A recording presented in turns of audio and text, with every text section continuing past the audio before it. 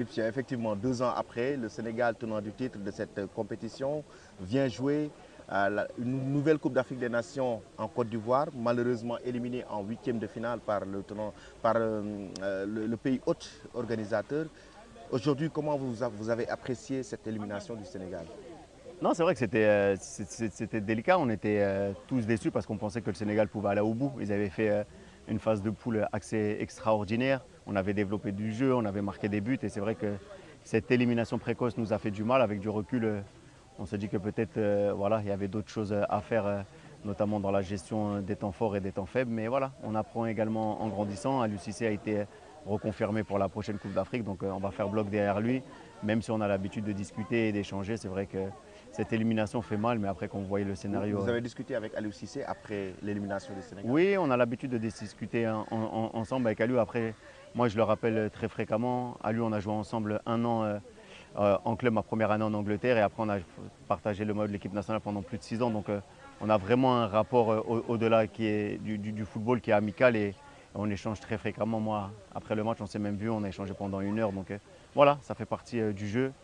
On est avec Aliou quand il gagne, mais on est aussi avec Aliou quand il perd, même si voilà, personne n'est infaillible et il faudra rectifier le tir dans les mois à venir. Dans les mois à venir. Et aujourd'hui, pour un peu boucler cette interview, on a des joueurs comme Lamine Camara, Pape Matassa, des jeunes joueurs Nicolas Jackson, en fait des joueurs très prometteurs dans cette équipe nationale du Sénégal. Que pensez-vous vraiment de ces jeunes par rapport à l'avenir? Non, il y a une génération dorée. On a une génération en or qui arrive.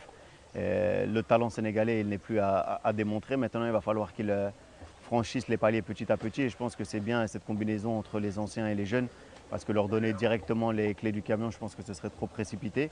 Mais à eux également de s'affirmer. Aujourd'hui, on voit des jeunes comme Lamine Yamal qui ont 16 ans. On voit les Zaïre et Emery qui joue au Paris Saint-Germain, qui arrive à s'imposer. Donc voilà, aujourd'hui, comme disait Mbappé, ne me parle pas d'âge, parle-moi de talent. Oui. Maintenant, c'est le talent qui doit prévaloir et à eux de prendre cette équipe nationale et de faire encore plus qu'ont pu faire toutes les générations précédentes. D'accord. Et en termes de talent, dans votre académie Afrique Football Elite, est-ce que vous pouvez me citer quelques joueurs qui sont vraiment des joueurs en qui vous avez beaucoup d'espoir? Non, Martial, je pense que Martial, il est connu depuis très longtemps, hein, le 10 C'est là. un international. Voilà, Martial Tia, il a déjà fait Coupe d'Afrique, Coupe du Monde. On a Kanaté le 11 également. Aristide, le 14, qui est un joueur en devenir. On a également le petit Abou, qui est un 2010, qui est très très jeune, qui lui est rentré à l'académie il y a déjà 2 ou 3 ans, sur lequel on travaille énormément et qui, je pense, est peut-être même le plus jeune du tournoi et qui est en train de démontrer de très belles choses.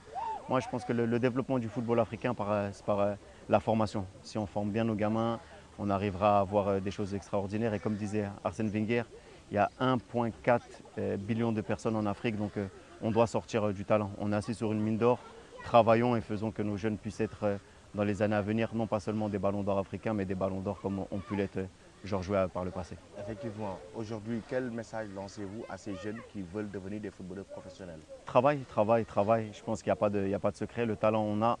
Il faut avoir beaucoup d'humilité pour pouvoir réussir. On voit que le champion, c'est celui qui travaille plus que les autres. Donc nous, c'est la culture de la gagne, mais pas seulement de la gagne, c'est le comportement. C'est bien d'être un bon joueur, mais il faut également être un homme et c'est ce qu'on essaye d'inculquer à nos enfants. Vous voyez, les 2 premiers matchs, on était en difficulté. On leur a dit que dans la vie, tout est possible. Ils se sont dépassés et ils ont réussi aujourd'hui à être en demi-finale. Donc moi, le message que j'ai à faire passer à la jeunesse africaine, c'est de croire en soi, de toujours lever la tête et si on travaille dur, tout est possible. De croire en soi, de toujours lever la tête et si on travaille dur, c'est vraiment possible. Le message de Diomansy Kamara dans cet entretien exclusif sur Eric Favre TV, c'est un plaisir de vous recevoir sur Eric Favre TV. Et je voulais également vous féliciter pour tout le travail que vous fournissez lors du tournoi. Moi, je ne connaissais pas Eric Favre, mais on voit que c'est très très professionnel et je pense que dans les années à venir, il faudra même qu'on puisse voilà, vous accompagner. Les matchs sont retransmis en direct, on voit la qualité du staff qui est autour, on voit la qualité du matériel et je pense que même la Ligue de football sénégalaise devrait peut-être travailler avec vous parce qu'on a besoin de grandir également au niveau d'audiovisuel et Eric Favre est en train de faire un très très bon travail. Merci beaucoup Diomansy, Merci c'est un à vous. plaisir. Merci beaucoup aux téléspectateurs d'Eric Favre TV. Restez connectés pour les autres programmes, pour les matchs qui continuent, mais en même temps pour les actualités sur Eric Favre TV. Merci et à très bientôt.